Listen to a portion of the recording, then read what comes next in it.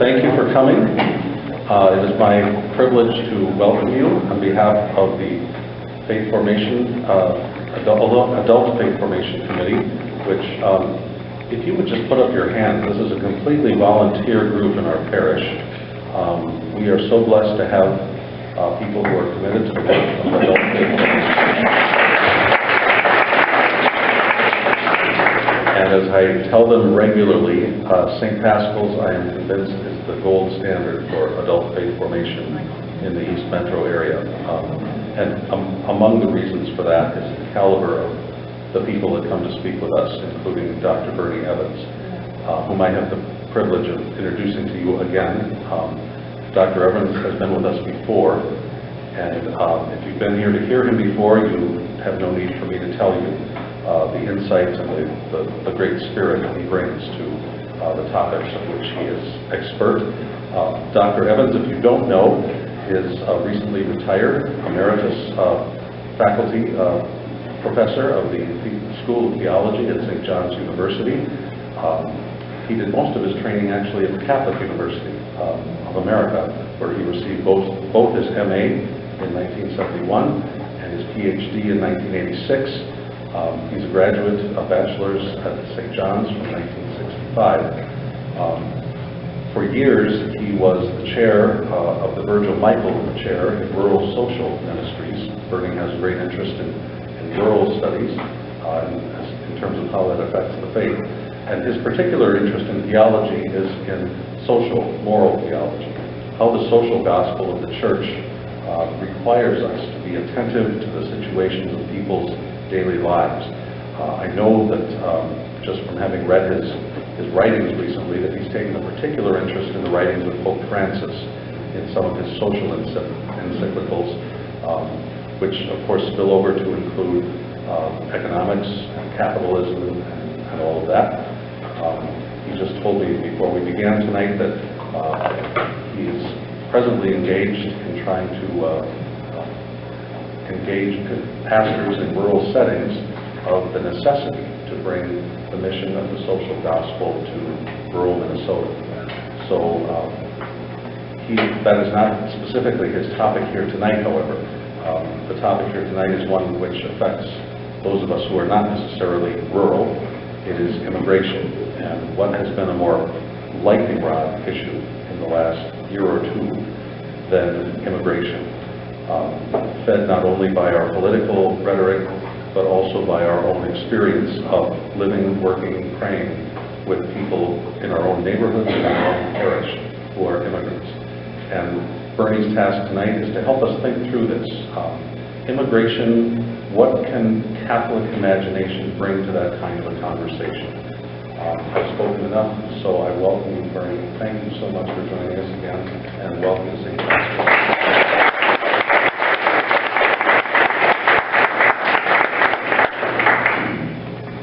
Thank you so much, Father Michael, and thank you all. What a generous, beautiful introduction. Appreciate that very much. And I should add that I have always appreciated his teaching at St. John's, as he's done for so many years in the summertime in the School of Theology, and while I was on the faculty, and so we've known each other for quite some time, as Peter would say.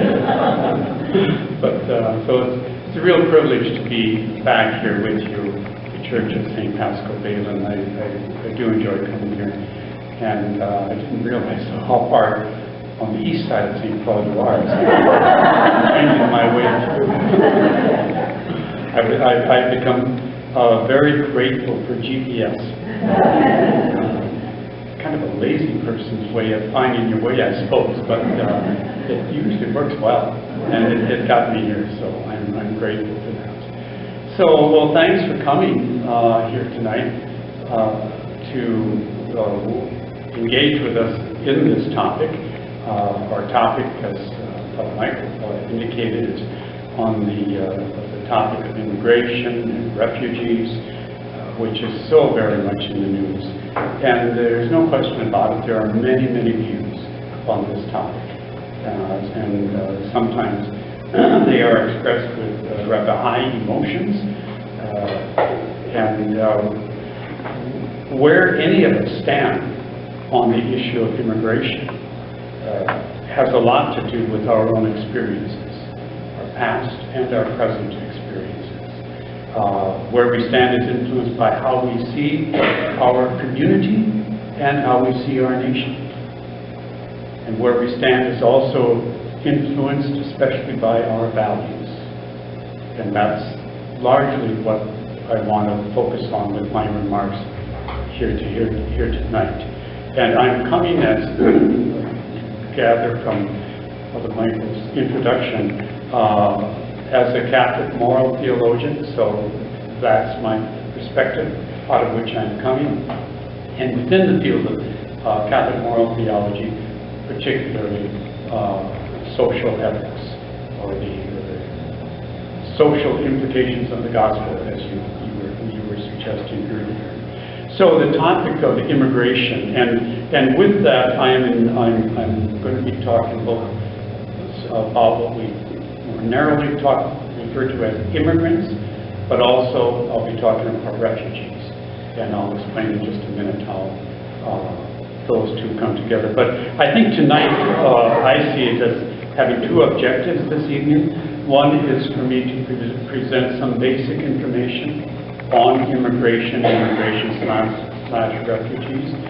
And the second is to explore how Pope Francis sees this issue from both a religious and global perspective, and what he is calling us to think about and to do on this topic. So you should have an outline that I've provided. I'll be following that outline. It has some numbers on it. I'm trying not to overdo it with numbers and statistics, but it does have just a little bit of that to help with. And so I'll be talking about breaking this into two parts tonight. The first part will be to talk about the issue itself, the numbers, what are we talking about here, and what are the issues related to immigration and refugees. That's the first part. At the end of that, right before the break, I'll have some time for any comments or questions or discussion you might want to have on that topic, on what the data, what's this about part of the evening, before we go to break. Then after the break, we'll focus on what Pope Francis has to say on that topic. Okay? All right. So what I'm offering here, as I said, some numbers and some factors that influence some of the responses that people have given to the topic of immigration, some of the data and factors that also, I think the data and information I'm hopeful will provide at least some response to some of the political rhetoric that we've heard on this topic over the last couple of years. And I'll point that out and stress some of that as I go through this. But I'd like to begin then with the in terms of immigrants and refugees, just to note that talking about them both together, that at the moment, just following your outline, globally there are about 214 million people on the move at this time. About 214 million people, and that's one of the highest numbers in human history, including both immigrants and refugees moving from one country to another. In the United States, we have about 43 million people who are foreign-born, born someplace outside the United States. They may have come here as refugees, they may have come here as immigrants through the legal system or otherwise. But about 43 million, which represents about 13.5% of the total U.S. population, which is about 328 million. And every year, that increases by about 900,000. more people coming from other countries into the United States, about 900,000. And the 13.5% of our population that is foreign-born, just so you know, it's one of the higher levels that we've had. We've had higher, but you'd go back into the 19th century for a larger percentage of our population to be foreign-born. So it's a bit high, historically speaking. But let me clarify now also, when I use the term immigrant, usually I'm talking about people who come here for economic reasons, to have a better life. They're usually coming voluntarily, although one could question whether if you're fleeing your country because you're starving, you can't find work, whether that's really voluntary, but that's how it's generally considered, mostly for economic reasons. And an immigrant is regarded as one who is away from his or her homeland at least 1 year. At least one year. Whereas a refugee, when we use that term, usually we're talking about somebody, say here, coming into the United States because of a well-grounded fear of persecution on several bases. I'll talk about that a little bit later. But that's the difference, technically, between immigrant and refugee. Now, having said that, I want to also recognize that these lines get muddied. And some of the statistics that we see that the government comes out with, sometimes they're bunched together. Most of what I'm going to talk about tonight, I'm going to keep them separate, or try to keep them separate. But that's an important distinction to recognize between immigrant and refugee. We should also note that it's not only the United States and Western Europe that are receiving a lot of refugees. It's been so much in the news since the war in Iraq and Syria, especially the Syrian war broke out some years ago. There are right now about 120 million people who are moving from one developing nation to another developing nation, usually next door. They're moving from one country to another. These are people who are doing it, especially for economic reasons, sometimes as refugees though. But they're people who choose to just go over the border or to at least a very nearby country. They may not have the resources to try to get to Europe or to the United States.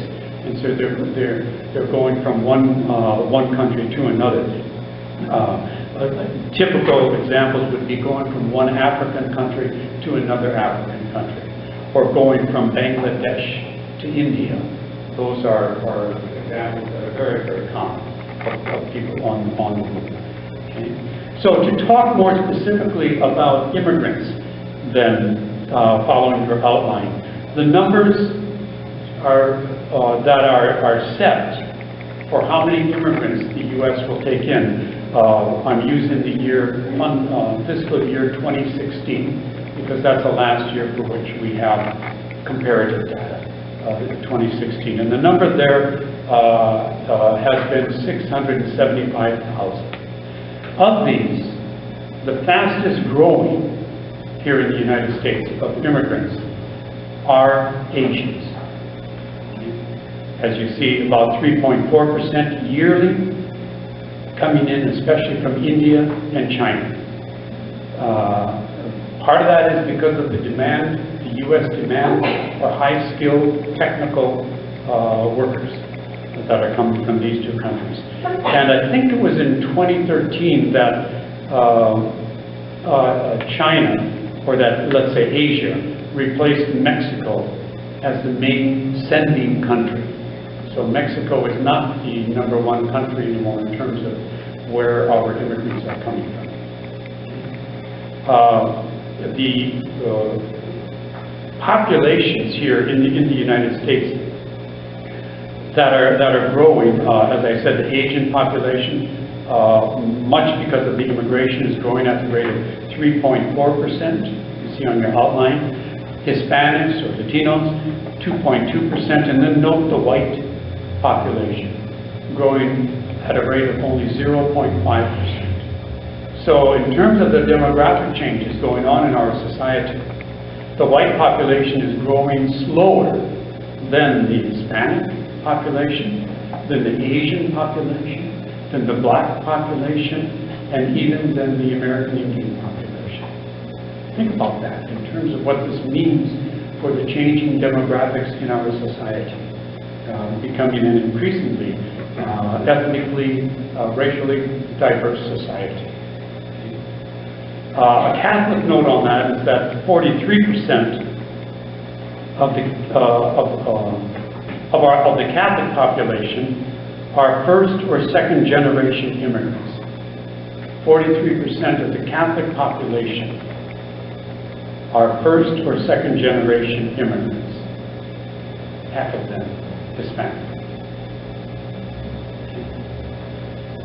For Minnesota, 7.4% of our population is foreign born, lower than the national average of 13.5. Still talking about immigrants, and to focus on the unauthorized, or some people would say illegal or undocumented immigrants. I'd like to first talk about or pay attention to why they're coming, their reasons for coming. The number one reason is that they need jobs, have a better life, especially develop or find better opportunities for their children. Very understandable reasons as human beings. Need jobs, better life, but another reason that they're coming, thirdly, is because the United States economy needs foreign workers. There's no question about it. We absolutely do. We need high-skilled workers with advanced degrees, especially in math and in the sciences, and these folks find it much easier to obtain visas to come over here. The high-skilled, technically advanced individuals. A good example of this is my wife. My wife has been receiving chemotherapy for the last 6 years at Centricare, St. Cloud Hospital network. They have 5 oncologists on their staff. 4 of them are from outside the United States.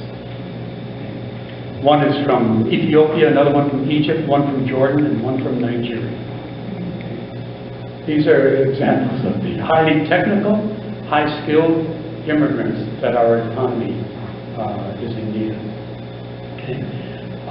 But we also need low-skilled workers, people oftentimes without education, or what we would be equivalent to a high school diploma, especially in 3 areas of our economy. One is in agriculture and food production.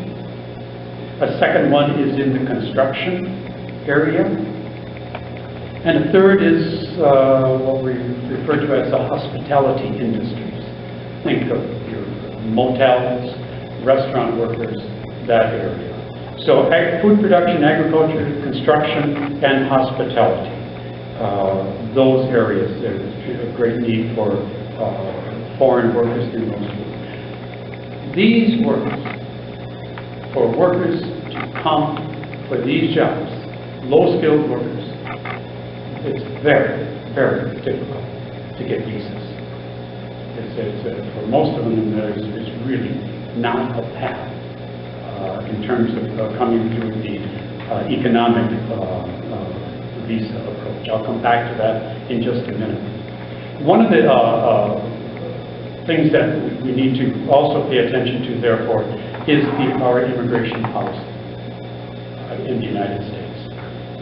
It simply does not allow adequate visas or adequate numbers of visas, people with visas to enter into the United States.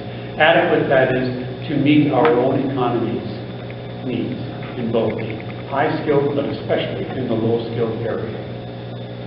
And the different ways in which people can come in terms of with legal visas. One is that the major way is the family-based visa approach, and that represents 66% of those who are legally admitted with family visas, and that's a fairly complex. The easiest way to get in with the family visa is if you want to bring in a spouse, you are a citizen or a legal permanent resident, you want to bring in your spouse, that's relatively easy, although it takes time. You want to bring in a parent, or you want to bring in a child who I think has to be still a minor for that. Other family members is much more difficult and it takes much more time. So the family-based visa is one approach. The second approach is employment-based. And there it's only about 140,000 visas that are available as employment visas. And most of those are going to the high-skilled immigrants or applicants. Only about in 2016, only about 5,000 visas were available for the low-skilled workers out of the 140,000. There are a couple other categories we can mention. You can also, somebody can come into the U.S. through the diversification lottery. That is, that there are 55,000 visas that are made available on a lottery basis for people from countries that are not highly represented in the United States. Okay, so it initially was intended as a way to kind of balance out and open the door a little bit to people from countries who historically have not had a lot of numbers here. Okay, so that's the diversification. And then here's where it gets a little cross the lines here. Refugees would be counted here as well. 85,000 refugees in 2016 would be counted among the immigrants that are allowed to come in. Okay? So, the present trend, talking yet about unauthorized immigrants, is that there is a decline in their numbers, a decline in the number of unauthorized immigrants coming from anywhere, but especially from Mexico. There now is a little bit less than supposedly, according to the people who researched this, a little bit less than 11 million unauthorized Mexican immigrants in the United States. That's the lowest in the past 3 years. Most of them have been here for 5 years or more. Most of them. 2/3 of them, of this almost 11 million, 2/3 of them have been here at least a decade. So think about that. They have established roots. Many of them own homes, been working. The net growth of undocumented immigrants coming from Mexico now, the net growth is 0. Meaning that there are as many Mexicans, undocumented Mexicans in the United States who are going back as there are coming across the border now. And that's something I don't know that we hear an awful lot about. The reason for that is that in recent years there has been much tougher border control. It's one of the reasons. Another one is that the Mexican economy has been improving, and so there's fewer people who need to leave Mexico to find work. Another reason, especially starting in about 2008, was the recession here in the United States, which discouraged many from coming, and jobs weren't as plentiful. But another reason for the decline in the number of undocumented Mexicans coming into the United States is the lower Mexican birth rate. In 1970, women in Mexico gave birth to 6.8 babies, almost 9 babies. Today, it's 2.1. It's a dramatic shift. I know it's, what, 50 years or something like that. It's a considerable period of time, but it still is quite a drop. That means there's simply a shrinking pool of young adults for Mexico's future labor force. And fewer need and want to come across the border. So I stress this to just simply respond to something we heard too much in the last couple of years, that Mexicans are pouring over our border. They're not. Still is an issue, but it's still an issue with undocumented immigrants coming from many other countries as well. And I would cite one that you might not be aware of, and that is the 50,000 undocumented people in the United States from Ireland. I don't mean to pick on Ireland, but one example coming from Europe. So that's the main point I want to make on that, is that we be careful about just accepting these sometimes commonly held belief and often made claim that they're just pouring across our southern border. It's not happening. There are issues, and I don't want to ignore that, such as the fact that immigration coming across the southern border, it's also tied up with the drug issue, and that's a problem. I don't know what the answer, the solution to that is. That's also part of the security issue on the southern border.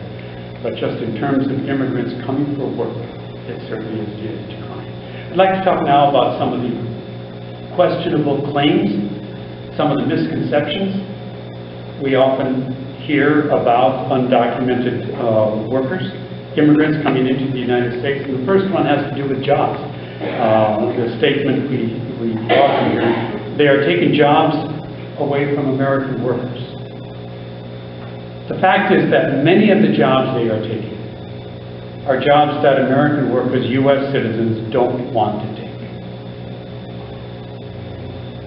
It may not always be that way, but that really is the case across the board, especially in those areas I mentioned, such as agriculture, some of the areas of construction, roofing, the hospitality industry, dishwashing. My son is an executive chef in one of the restaurants here in the Twin Cities area, and he's been complaining and whining for years about the difficulty of hiring people that they need for jobs like dishwashers or line cooks, things like that. A lot of U.S. citizens don't want to take those jobs. One of the reasons for this, or one of the factors here I point out, is that the percentage of U.S. workers without high school diplomas has gone down. The percentage of U.S. workers without high school diplomas in the 1960s was 50%. 50% of U.S. workers did not have high school diplomas. Today, it's 7%. And that's not too difficult to make the connection then, that there are fewer in the workforce who want to take jobs that don't require, that generally are labeled as non-skilled. 7% without high school diplomas. A few examples. Almost every week in one newspaper or another I see a story about some area of the economy, especially agriculture and food production, that where somebody is concerned they can't get the workers they need. This past week there was an article in, or was it Sunday? But last week, an article in the Star Tribune about a farmer near Clarissa, which is in Todd County, I don't know how many miles, northwest of here, but probably about 120, I'm going to say. It's not that far from where I live in St. Joseph. And anyway, he's a dairy farm, about 755 cows, and he has great difficulty getting people to milk his cows. And he's now additionally concerned that the administration's plan to clamp down on immigration, decrease the number even of legal immigrants, but certainly to clamp down especially on undocumented immigrants, will make it impossible for him to get the workers he needs to milk his cows. That the population, especially in rural Minnesota, is aging, and so there are fewer younger able-bodied people to do that, a lower birth rate in our population, and low unemployment. Here in Minnesota, I think our unemployment rate is something like, what, 3.7%? So all of those combine to create that reality that it may be hard for some people to get work. Another point related to similar is that the National Milk Producers Association came out with a statistic that immigrant labor constitutes 51% of all dairy labor in the United States. Immigrant labor constitutes 51% of all workers in the dairy industry nationwide. And it was last January, I thought this was kind of amusing actually, that there's an article again in the Star Tribune about South Dakota dairy farmers promoting advertising in Puerto Rico for people to come and milk their cows and work on the dairy farms. Why Puerto Rico? Because they don't need visas. And they thought this is one place they would be able to get it. I haven't seen any kind of follow-up on that to see how successful they are. But again, it's just another example of this one area, at least, agriculture, food production, that is very much dependent upon immigrant labor. And there's something in the Star Tribune today about Florida and Texas recovering from the hurricanes, and they pointed out that in Florida and Texas, immigrants, more than 30% of the construction industry workers are immigrants. They didn't say are they documented or undocumented, but again, just a reality how large a percentage of our workforce in different areas of the economy are from other countries.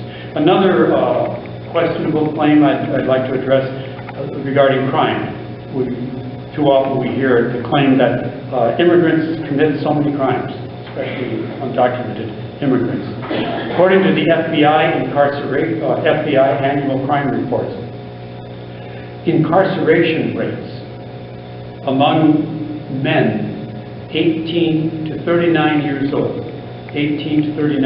old, incarceration rates, as you see on your outline, for native-born people in this country is 3.3%. For immigrants, it's 1.6%. And it's been that way for over 100 years. Just another thing to keep in mind in terms of some of the claims that are made about immigrants, including undocumented immigrants. Another one, English. They won't learn English. They do. The data shows that first-generation immigrants, those who come here, are about 28% fluent, not high, a little over a quarter. The second generation are about 88% fluent, and the third generation are 90% fluent. To me, the interesting thing about those numbers is that those are the same rates as previous generations of immigrants from various countries, including Germany, Poland, and the Scandinavian countries.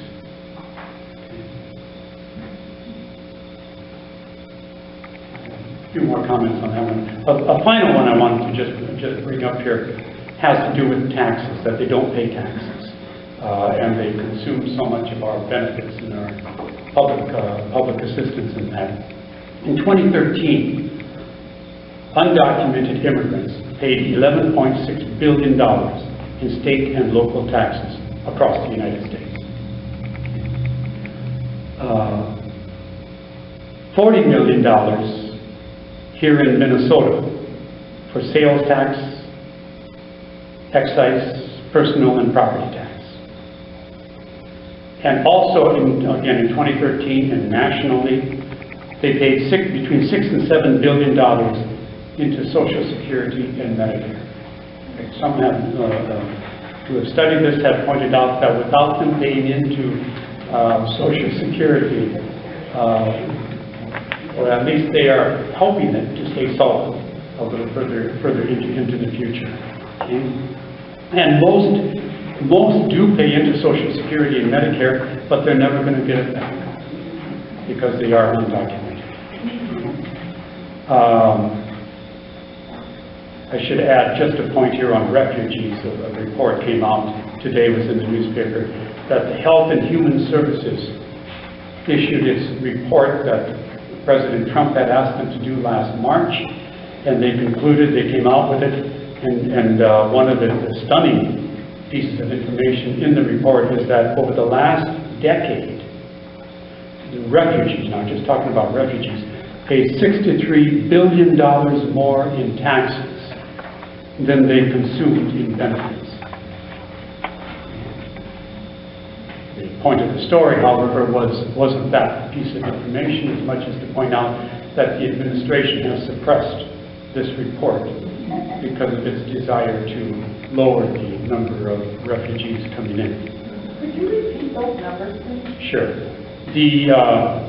Over the last decade, refugees in the United States paid $63 billion more in taxes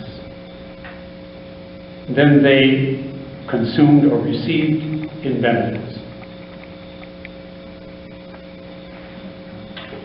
There's an issue here about how do they pay if they're undocumented? How does that happen? Including paying taxes. One, there are two ways in which they fall into the category that most of us are in. We have to pay income tax, for example, and other deductions. One is with an individual taxpayer ID. Individual taxpayer ID for people. It's issued for a certain form, and it's issued to people who are not able to get a Social Security card for one reason or another. You're here. Your husband is a U.S. citizen. You come into the country legally, but you can't get a Social Security card. You don't have the status that allows it, but you can get a government-issued individual taxpayer ID. That can be used for an employer to use in deducting payroll taxes, Social Security, Medicare, and everything for you. Okay.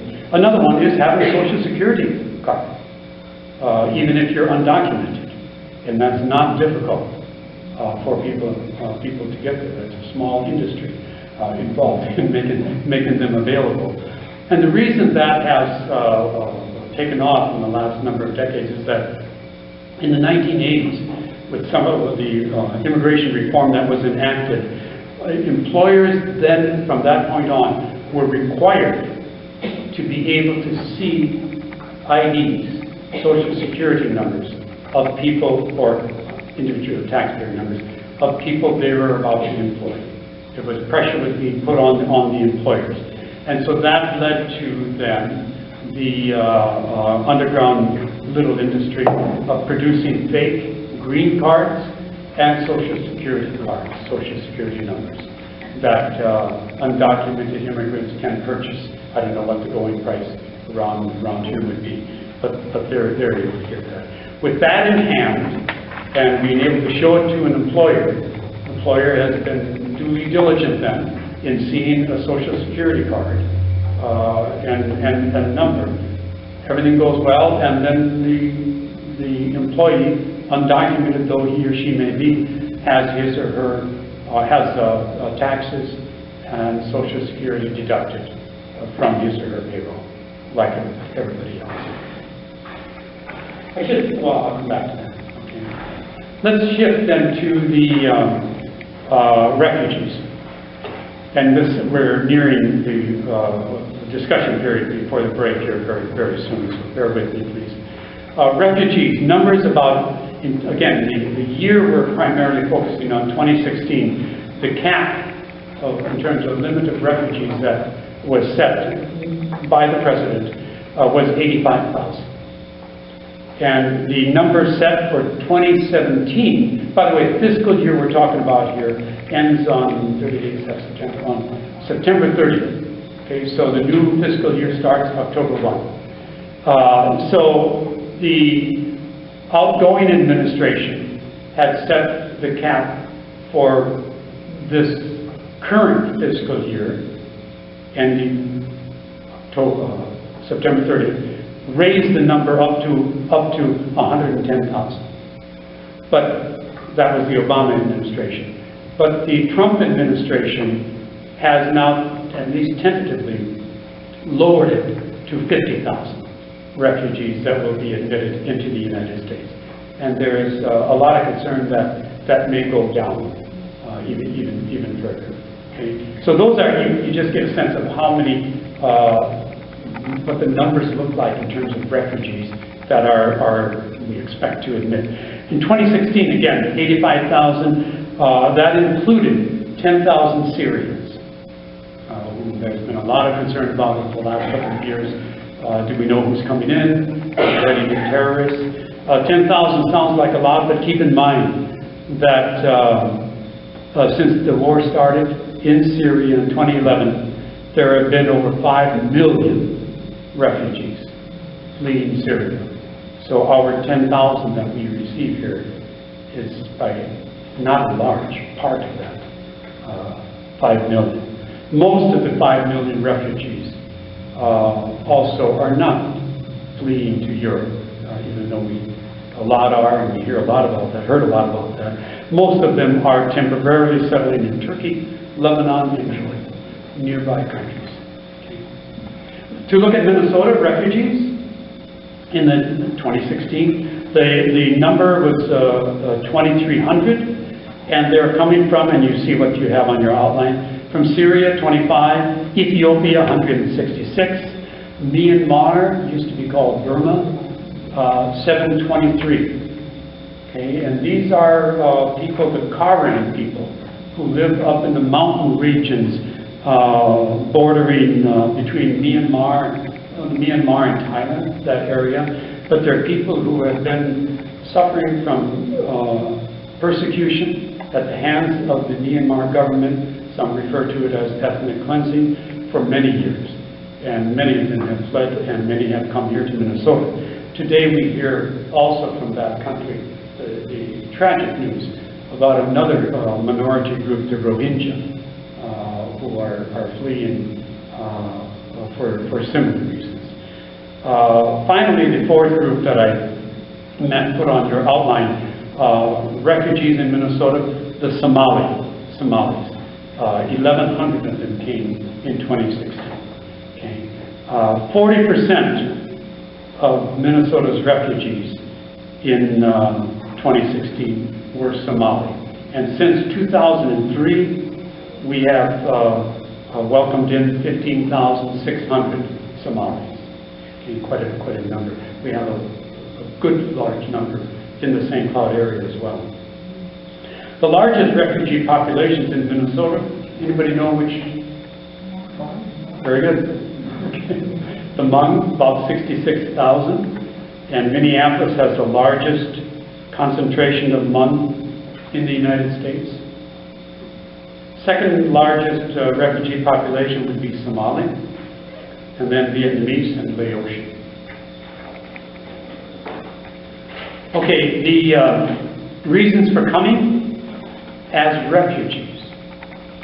The reason for coming must be a well-founded fear of persecution on the basis of race, religion, membership in a particular social group, like gays and lesbians, for example, political opinions, or national origin, okay, nationality within, minority within a country. It must be a well-founded fear of persecution in one of those categories. Okay? The process for them to be approved to come into a country like the United States takes for the United States, the refugee resettlement program takes anywhere from 18 to 24 months, at least most often about 2 years. And if they're coming from Syria and even Iraq, it likely is going to take longer. So I stress this also because we've heard too often that the claim that refugees are coming into the United States and we don't have any idea who's coming. Well, look at the process that's involved over these at least 18 to 24 months. First, the UN, United Nations High Commissioner for Refugees, must determine that you and or your family qualifies for refugee status. And then that UN agency connects that person or family with the host country. That's the primary, typical way in which the process begins. And so then the United States Embassy in the country from which the refugees are coming begins to collect information on each individual, personal information, and including checking to see if the person or persons are on the list of persons who are to be denied entry into the United States. And there are millions of people on that list. Okay? That's first step. Secondly, the U.S. Embassy, the third step, the U.S. Citizenship and Immigration Services does face-to-face interviews with the refugees, applicants. Then the State Department does photo taking and fingerprinting. And then finally the FBI gets involved, does its investigation, and grants clearance. And only then is the person or are the persons allowed to come into the United States.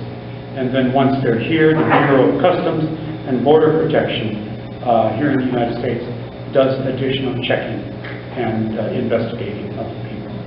It may not seem important, but I think it's important for us to at least recognize that there are some pretty extensive and thorough parts of the process, or a process that the people have to go through before they're allowed to come here. And I think it's just really inaccurate to say we don't know who's coming. It doesn't mean that somebody might not slip through who may want to do us harm. That's always a possibility. But for the most part, I think the system works pretty well. With that, I want to just pause, and before we take a break, and just offer an opportunity for you to make any comments or points or raise questions if you have any, whatever you might want to do. Starting with, do you have any hope or encouragement from Trump's recent proclamation and his work with the Democrats about the DACA program? What do you think about that? well, DACA, if you're not familiar with it, DACA stands for Deferred Action for Childhood Arrivals. It has to do with those undocumented, illegal residents in the United States, mostly from Mexico, who were brought here at a very early age, or at least at an early age as children, brought here by their parents. So they didn't, many of them didn't choose to come here, they were here with their parents. And the fear is that they technically do not have legal status, and they could be deported anytime.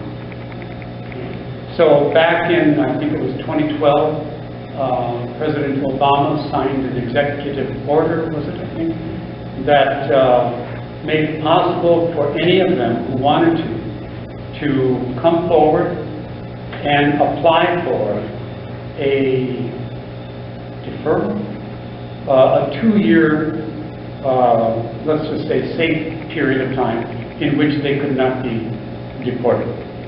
They were safe there. And what that meant is that, especially if they graduated from high school here, they could then apply for college, and they would be eligible for financial aid, which otherwise they couldn't. They could get accepted into college, but they can't get financial aid without legal status. So that's what that did. It also enabled them to work legally and without fear for 2 years, and with the possibility then of renewing this after 2 years, applying again. Well, the current administration has said early on they're going to get rid of this, the DACA. which means there would be a lot of people, like the 800,000 who have taken advantage of the deferrals, who could be deported back to the countries they came from, some of them maybe even as infants, many of them going back to a country they've never known. Many of them not speaking Spanish. It's difficult to imagine how that can possibly work. So that's what so much of the news today is. What is he doing with that? I find it difficult to follow or to know exactly, have a good sense of what is going to happen on that, because the president has early on said we're going to get rid of that DACA, they're going back, and then he said at a different time, he said they don't need to worry, but recently he said that they would have 6 months, or that Congress would have 6 months to fix it. 6 months, in other words, to make DACA, this deferral program, legislation. Once it's legislation, the president cannot kill it. Right now, because it was put into place by a previous president's executive order. The next president can throw it out. So he's given Congress that amount of time, and then most recently, I think it would be, there was a lot of news attention given to the fact that he was working with the leaders of the Democratic leaders of the House and Senate to come up with a solution to that. Exactly where it is now, I don't know. I'm pretty optimistic, actually. I really am. And I say that, I think, as much because I just can't believe that as a nation we would do something so inhumane. And economically stupid, as the lady points out. Yeah. So that's one that I think is going to be resolved. Are the DACA kids considered unauthorized, or are they counted in that number, that 11 million? Yes. They are counted in that number of about 11 million undocumented. Yes. Unauthorized, undocumented.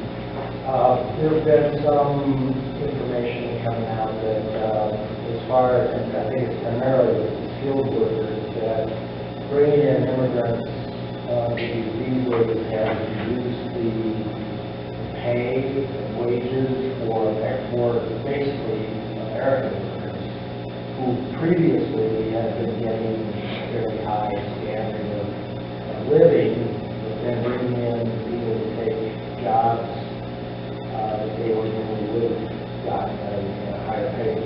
These are less money. And so that's one of the criteria that I think may be affected by having the visas, and there's some questions that the Trump is going to. He said that he wants to make it more open for Americans and perhaps restrict the number of these visas coming in. But there seems to be a need. The question is, why is there a need? Are they not looking for Americans, or is the pay not sufficient? Exactly what's going on there. It's probably all of the above. Thank you for bringing this up. I meant to comment on that, and I just forgot. But that is a debated issue, and that is the issue being whether or not all of these undocumented immigrants are coming in without, especially without low skill, let's say, are helping to suppress the wages of low-skilled American workers. And there are a lot of different takes on that among economists. I do know that, from what I've been reading, that the H-2A visas, which is the visa that agriculture employers can use to legally bring in workers to work on their farms or whatever in agriculture, that's one where they have to pay up to, I think it's about $16 an hour or something like that, provide housing. And that number both in Minnesota and nationally, just is going up dramatically of them doing that.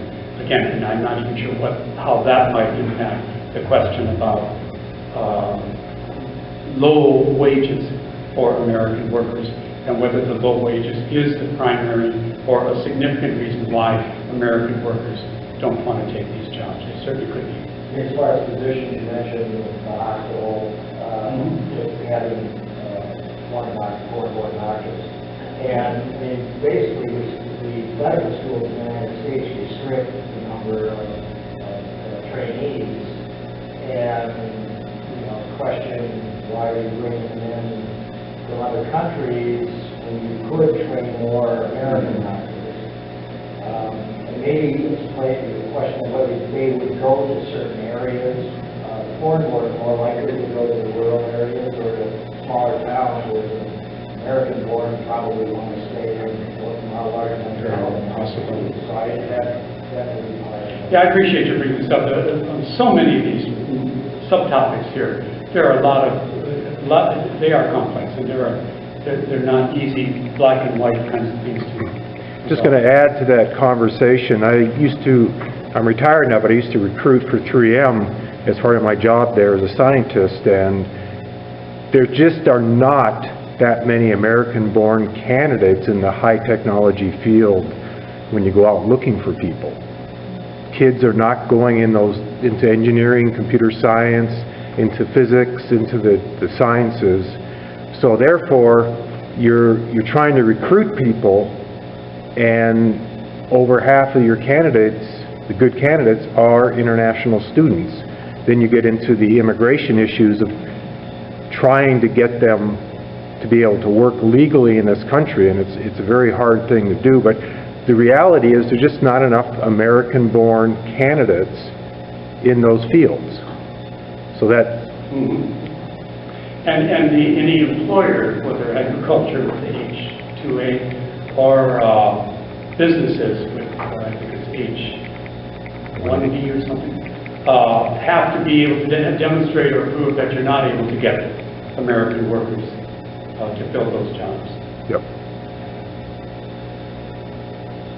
Any other comments or questions? Please. Thank you. I'm just delighted your data here that seems so often to fly in the face of a lot of political rhetoric and be patently false. Beneath all this is the moral issue that I'm wondering about, racism and xenophobia. And I don't mean to put you on the spot, but in your opinion, would you be able to share something? How much of this disconnect is racism? I think it's there. Early on, I stressed, pay attention to how our demographics are changing.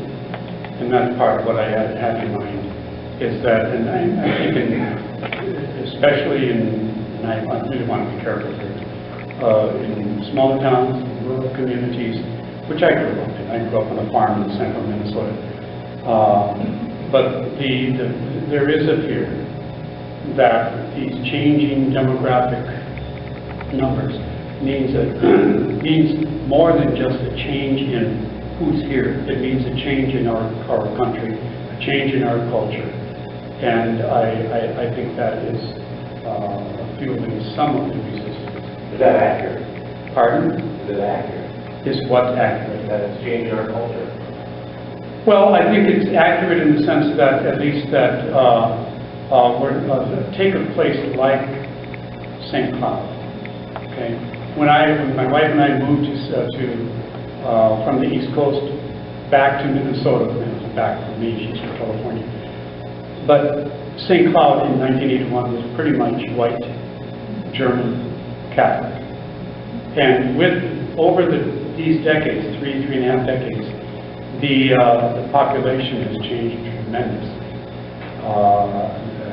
Not just racial ethnically, but in terms of religion and that as well.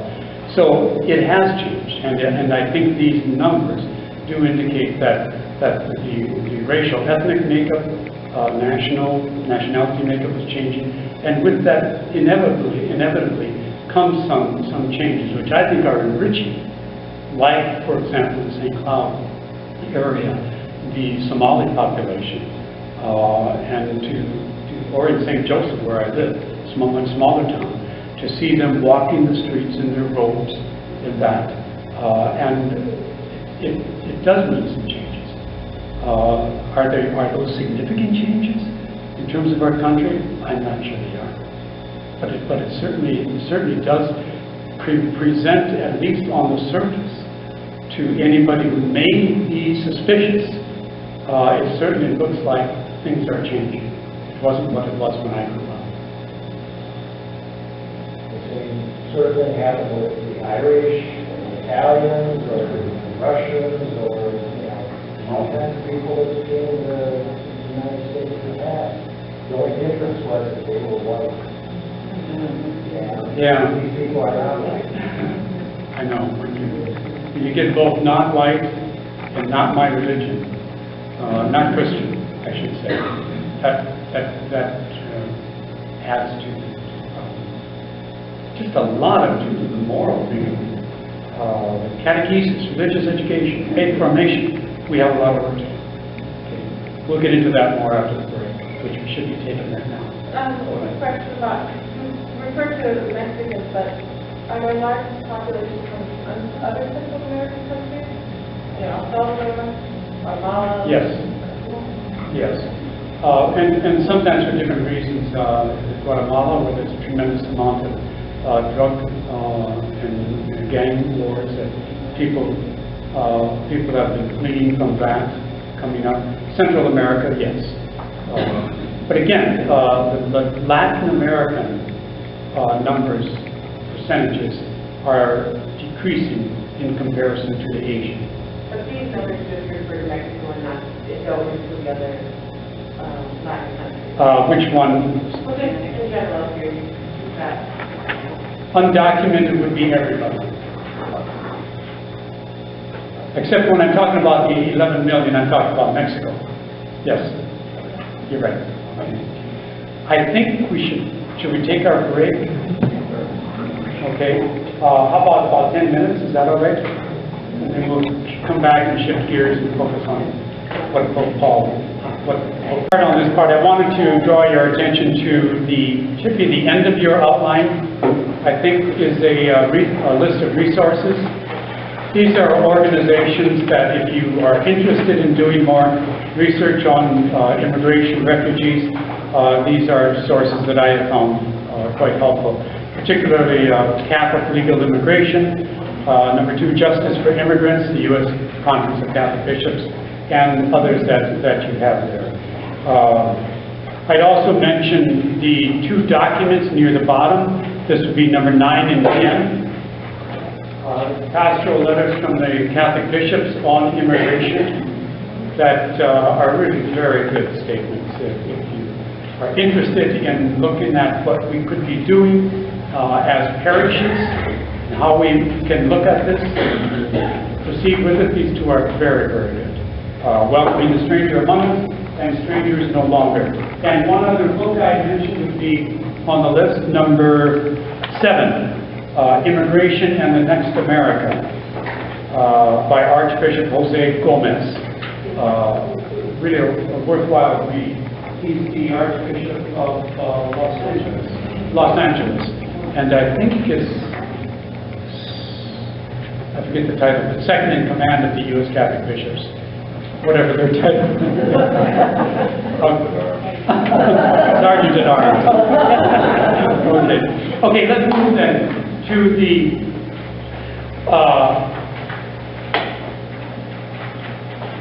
how do we respond to this from a religious faith perspective, from moral stance? How might we respond to that? And for this, I'm leaning heavily on Pope Francis and what he has said and written on this topic. And I'll begin by just pointing out that he is not coming from outer space on this in terms of the Catholic tradition, Catholic theology. He draws heavily on the scriptures, on what he has to tell us about immigrants and refugees. And there are many biblical texts that we could use. I just draw your attention to 3 of them. One of them is the story in Genesis chapter 12, where God calls Abraham to go from your country, your kindred, your father's house, to the land that I will show you. This is the beginning of the story of our salvation. The chapters prior to this in the book of Genesis, first book of the Bible, have a lot of stories about how we messed up. Right? The Garden of Eden, Cain and Abel, Tower of Babel, the Great Flood, and then finally, here it starts, the comeback. It starts in chapter 12. It's kind of oversimplification of the book of Genesis. But this is a story. With Abraham, the story of salvation begins with this chapter and begins with the story of a migrant, which Abraham was. God calls Abraham to leave his homeland. And the scriptures are rich in stories about migrants and refugees, not the least of which was Jesus, taken as an infant by his family when they had to flee to Egypt. We could also go, continuing on with the book of Leviticus, chapter 19. When a foreigner resides with you in your land, you shall not oppress the foreigner. The foreigner who resides with you shall be to you as the citizen among you. You shall love the foreigner as yourself, for you were foreigners in the land of Egypt. Why must the Hebrew people welcome and treat well the immigrant? Because these Hebrew people were themselves foreigners and strangers in another land, in the land of Egypt. And in this text from the book of Leviticus, they are told, you should remember what that was like. You should remember what it was like to not be totally accepted, indeed, to be looked down upon and scorned. Remember that experience and interact kindly with strangers in your land today. Such a practical, common sense thing. I remember many years ago, I was in the Peace Corps in Turkey, in a small town, on a mountain side, and it was a wonderful experience for 2 years. And 99% of the people there were very welcoming to me. But there was one small percentage of people who did not want me there. I knew that. They made me feel that. And almost every morning when I left my little house to go to the school to teach, I would wonder, am I going to run into one of them today? And it's just a very unsettling feeling. And I just can't help but be reminded of that at times when I encounter immigrants in our country, especially some who are coming from a very different culture. It does make a difference how we receive them, how we accept them, how we embrace and treat them. And that leads to the last biblical text I would point out, and that's, you're familiar with Matthew 25, parable of the Last Judgment, where Jesus tells the story of the master will come at the end of time, summon all the nations before him, separate the goats from the sheep, the good from the bad, and to those who, the sheep, he will say, I was hungry and you gave me food, thirsty, you gave me water, I was sick and you visited me, I was in prison, or I was sick and you cared for me in prison and you visited me, a stranger, and you welcomed me. Enter into the kingdom that has been prepared for you. And you remember their response. When did we see you like that? His response is, as long as you did that for the least of my sisters and brothers, you did it for me. And to those on the left, he says, I was hungry and you did not feed me, thirsty, did not respond to me, etc., etc.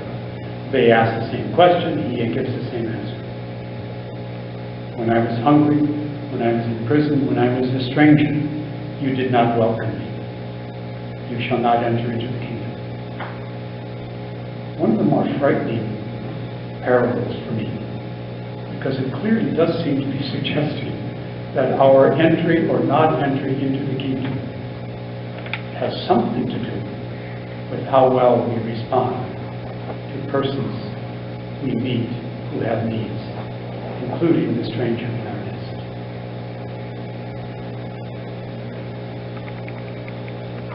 a Christian way, following your outline, way of viewing immigrants and refugees.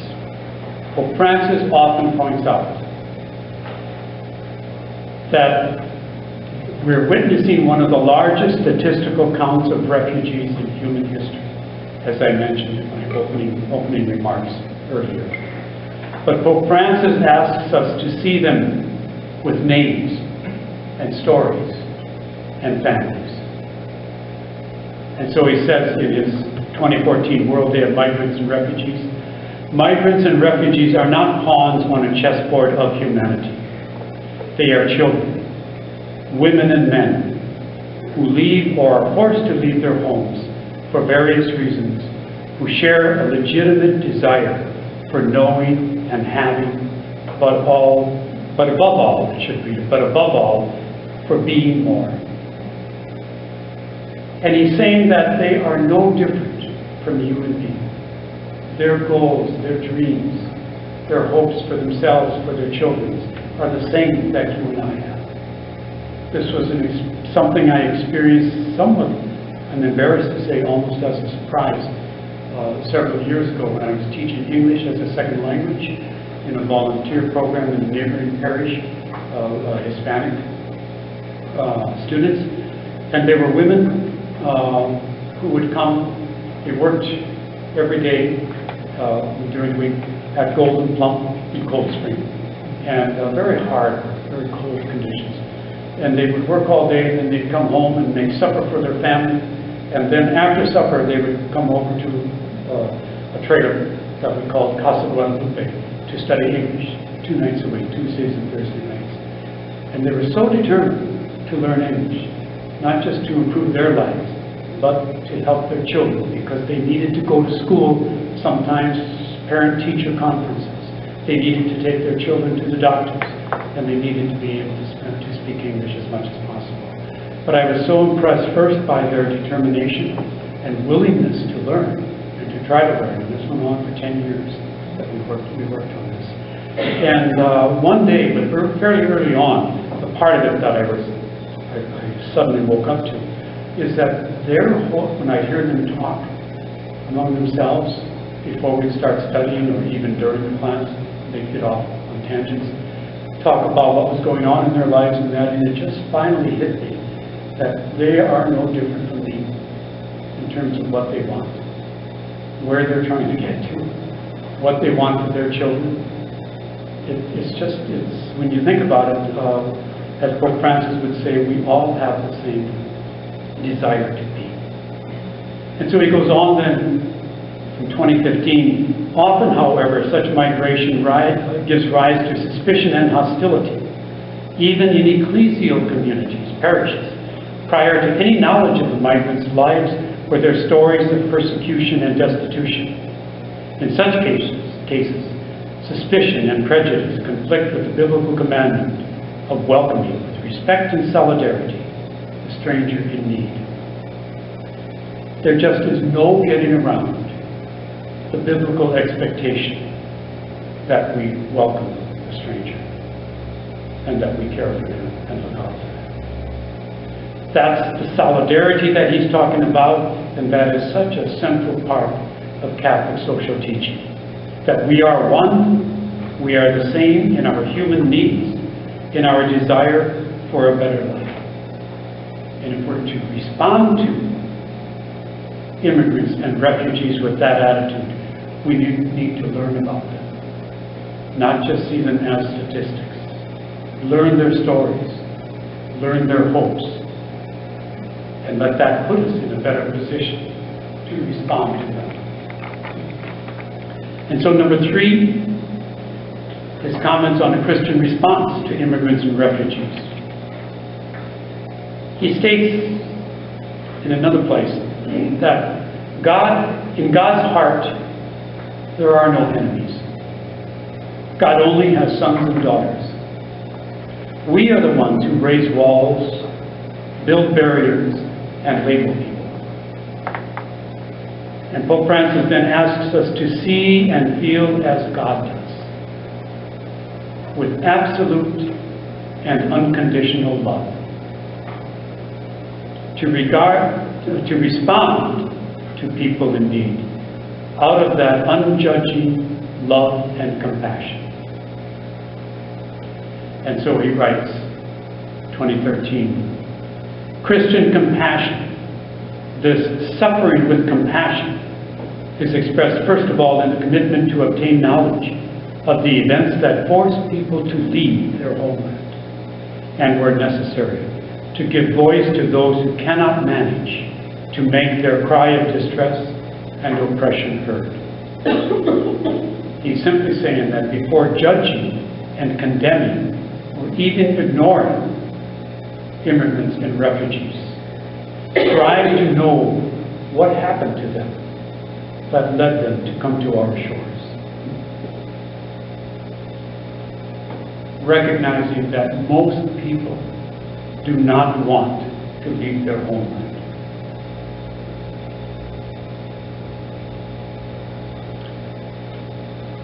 His predecessor, Pope Benedict XVI, in his encyclical Charity and Truth, made a point along this line when he wrote, "To love someone is to desire that person's good and to take effective steps to secure it.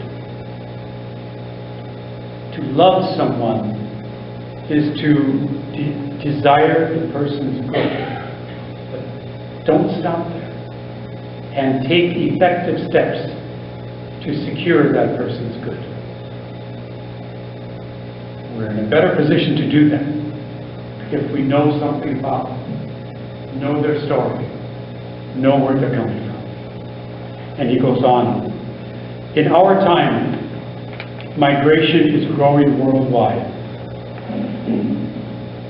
Refugees and people fleeing from their homes challenge individuals and communities and their traditional ways of life.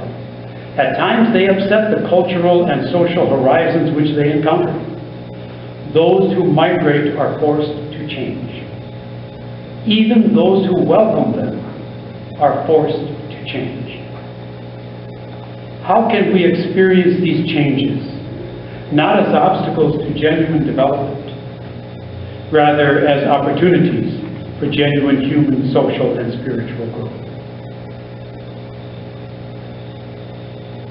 Responding to the gospel call to love and welcome the stranger means necessarily that there will be changes in our life. Our challenge is to experience these necessary changes as opportunities for growth, social, cultural, spiritual changes that lead to a deepening of our faith. And the bishop's pastoral letters that I referred to, held up earlier, make this point that immigrants and refugees always opportunities for transforming growth on our part, as individuals and as parishes.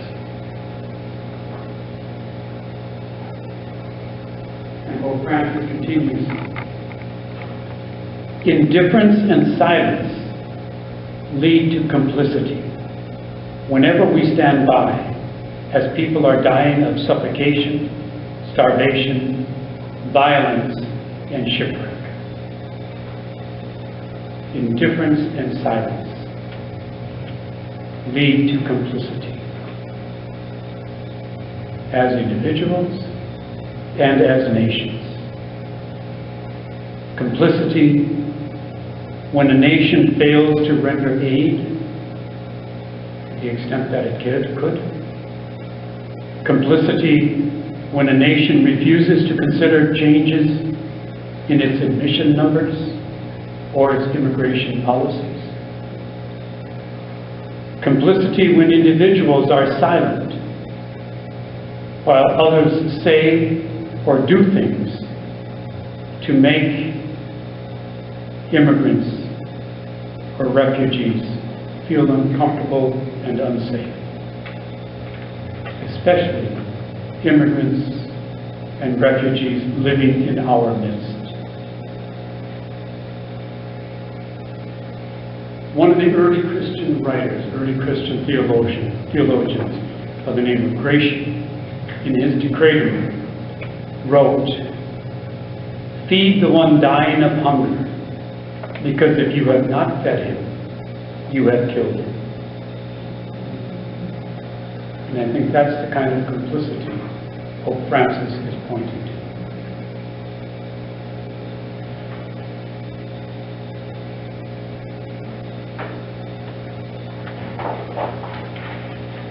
Figures. Where is your brother?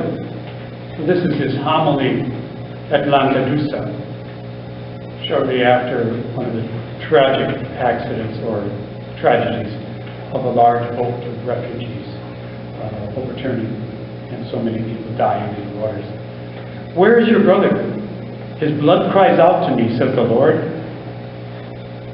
This is not a question directed to others.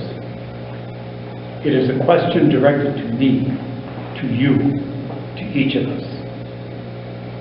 These brothers and sisters of ours were trying to escape difficult situations, to find some serenity and peace. They were looking for a better place for themselves and their families, but instead, they found death. How often do such people fail to find understanding, fail to find acceptance, fail to find solidarity? And their cry rises up to God. He's referring to the story of Cain and Abel, but he's also reminding us that this is applicable to us today as well. And when he writes at the end, and their cry rises up to God, it again reminded me of another early Christian theologian, Gregory of Nyssa in the 4th century, who wrote criticizing some of the Christians there who were not willing to assist the poor. And Gregory wrote, "The poor are the treasures of the good things that we look for, the keepers of the gates of the kingdom, opening them to the merciful and shutting them on the harsh and uncharitable. They are the strongest of accusers, the poor are, the best of defenders, not that they accuse or defend with words, but the Lord beholds what is done to them, and every deed cries louder than a herald to the one who searches all hearts."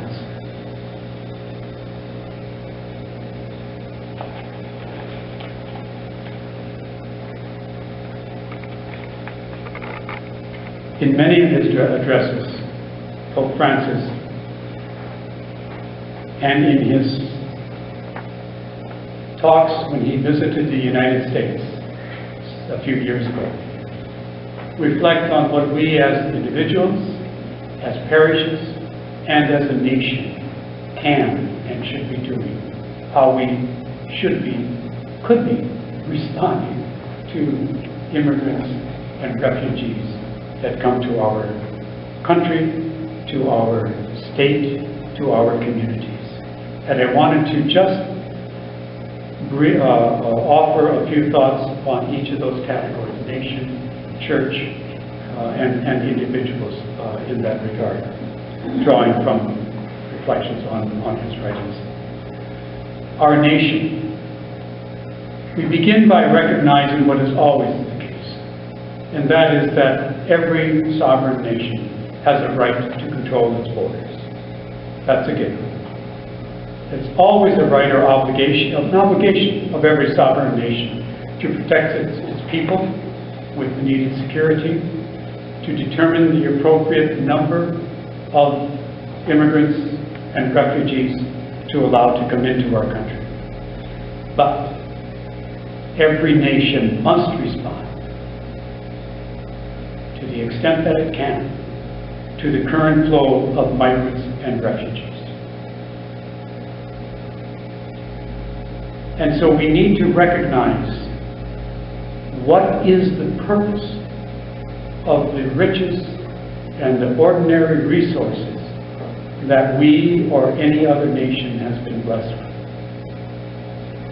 And here I return again to the early Christian writers, those in the 3rd, 4th century, much, much closer to the time of Christ, as they reflected on the Gospels, on the model, the teaching, and the example of Jesus. And they developed this idea, this principle about the purpose of our resources. It came to be called kind of a clumsy term, but it's called the universal purpose of the goods of creation. And that is that all the goods that God has provided in creation are intended to meet the needs of everybody. And that's not just limited to the fruit we can pick off of the tree in the fall, but it includes everything that we produce and are able to make to satisfy our needs and those of others. That all of these goods, resources that God has provided are intended first and foremost to meet the needs of all people on earth. And so that no group, no people, no nation, no region has a right to exclude others from it. This is the teaching that undergirds Catholic moral teaching on immigration and refugees, but especially on immigration. And that is, following your outline now, persons have the right to migrate to another country to support themselves and their families. And number 34, taken from one of the bishop's documents here, the Church recognizes that all the goods of the earth belong to all people.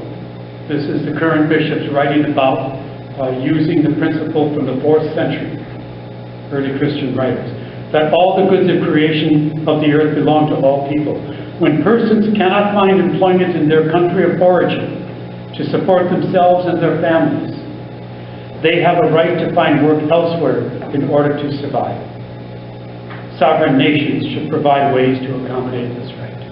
Do you see what that's saying?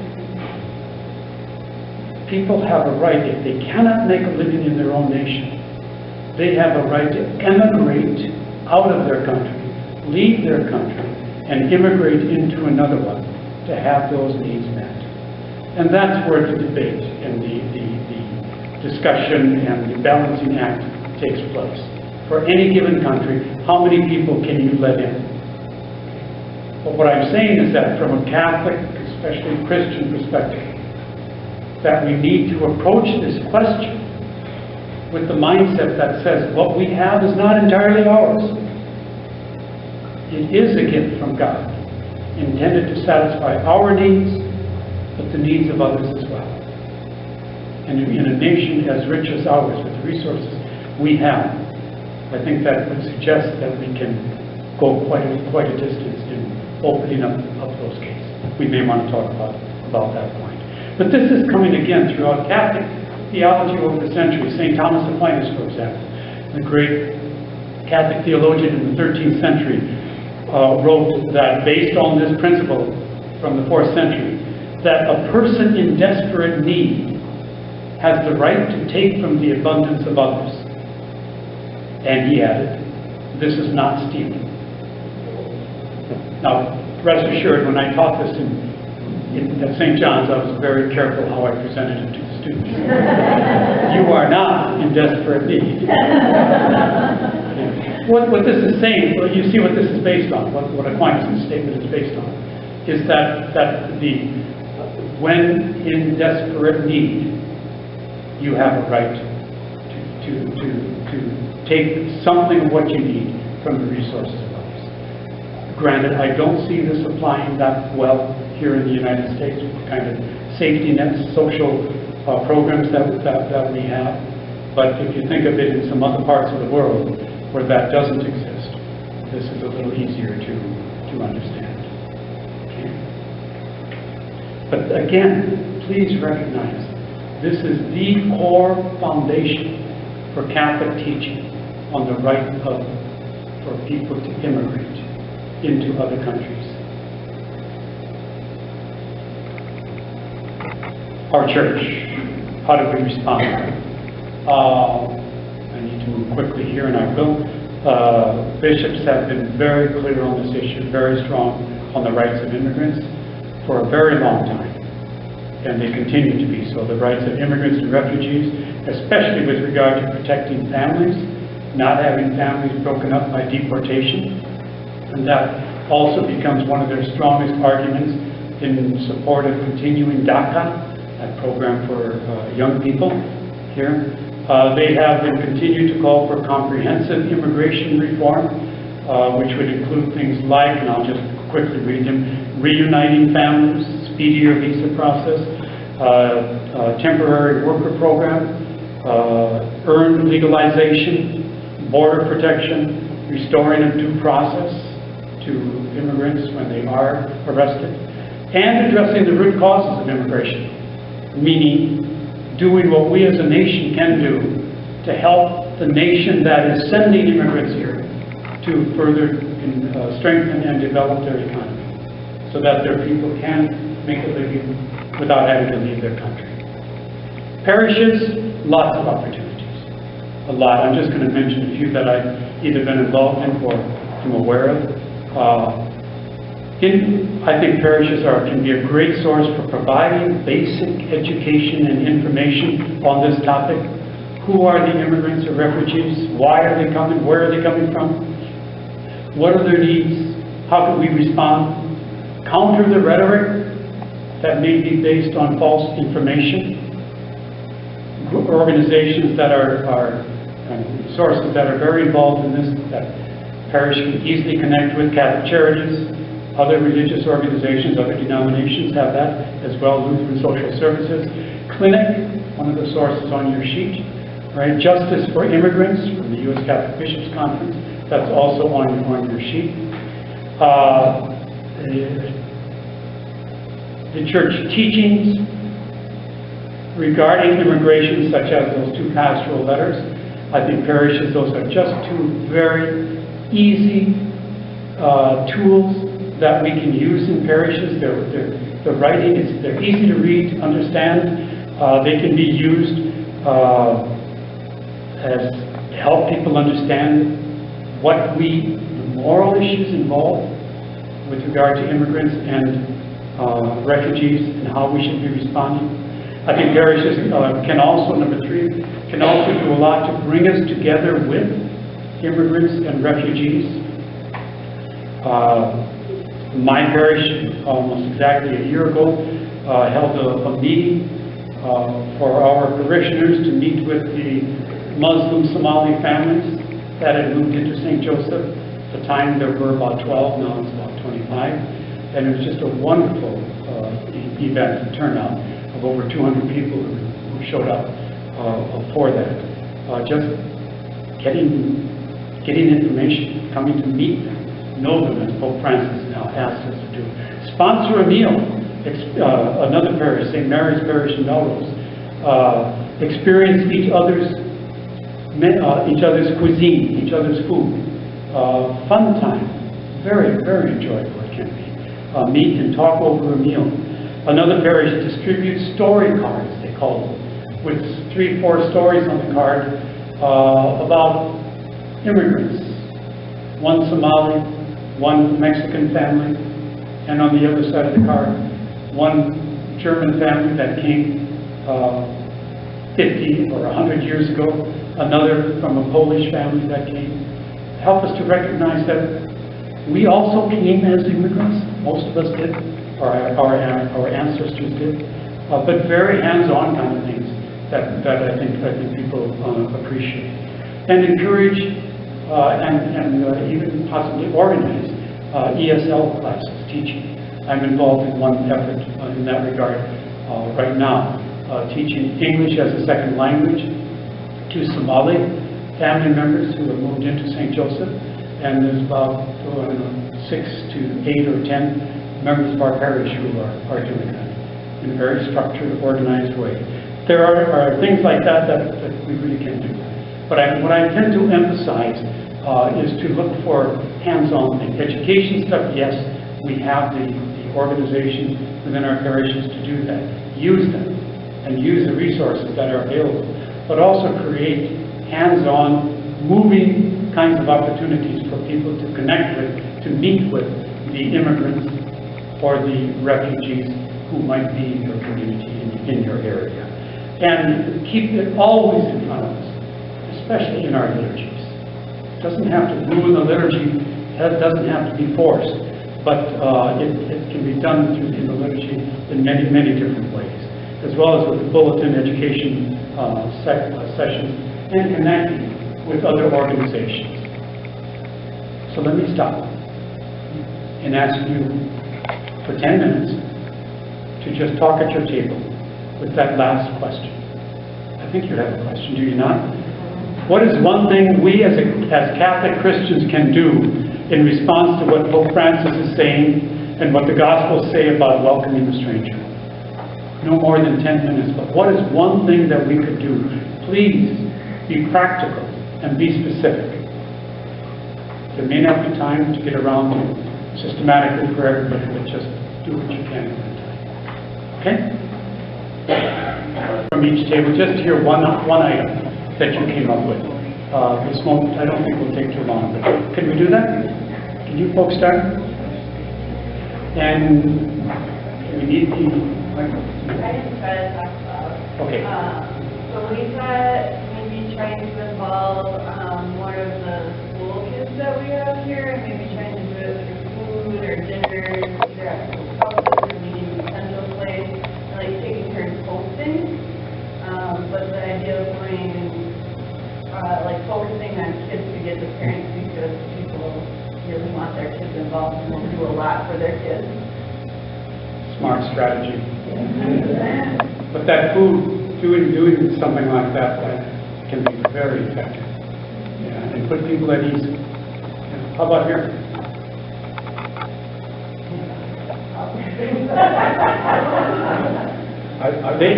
We didn't talk about this, but I'll take this as an opportunity to crow about something important. Last year after the elections, our local city councilwoman, Jane Prince, organized an East Side community dinner because she knew that the Somalis especially, but other East Side minorities were traumatized by the election.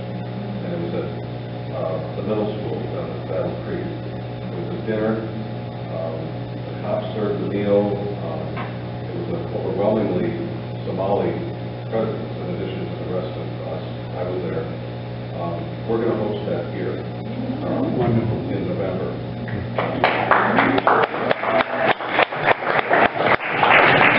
And Councilwoman Princess said it's going to be a struggle to convince the Somalis to come to a Christian place of worship for this dinner. But she said, I know we can do it. So we should be proud and anticipating that. Good for you. That table can be excused for not having followed the rules. I was going to announce this anyway, I just didn't do it. Okay, what did you folks? Anything? Anybody? Well, we talked about two things. One was, it's all great to do this kind of thing and find out all this information. But if we actually each had a list of our representatives, both at the state and the national level, that when there are issues that relate to this, we actually kind of get off our duff and make the phone call, send the email, write the letter, whatever we have to do. You don't have to even leave your home. You don't have to be down in the side if you're not comfortable. The other thing was possibly to explore offering ESL classes here that would be open to the community, not just the people who attend St. Paschal, but without a niche of people who speak English, maybe with a little bit of help, but to the neighborhood in general. Those are great ideas, great suggestions. Both of you, one of our experiences in St. Joseph in offering ESL classes is that at first we were going to have it in our, call it our gathering space, a room like this, about half this size probably. But it's attached to the church, and that was the problem. The Somalis could not come to that. But they were willing to come over to the College of St. Benedict, the Sisters Spirituality Center, and have classes there. So that you learn some of those sensitive kind of issues. Those are great ideas. Political kind of stuff, if you're not familiar with it, and to get involved more with the political stuff, the Joint Religious Legislative Coalition is an excellent place to start, jrlc.org. The Catholics are part of it, the Catholic bishops are, as are the Protestants, Jews, and the Muslims. But they have every spring a day on the Hill where they provide training on how to go about approaching legislators on whatever issues. It's an excellent opportunity. How about that there? We have about these things, but one of the things that I was talking about is that in October 7th, where we have the women's club of St. Castle, where we have a first general meeting, and I met a lot of women when they came to ask tonight that they speak in the Spanish, they don't speak English, and we were advertising the different clubs and the women that were advertising that, and many of them they were saying that it's very hard to learn or go to another language or whatever. Then what I was telling my table is that I'm going to have an email and really invite these women to start coming to our event, that we will try to figure something with the link together, but at least to start coming to some of our events.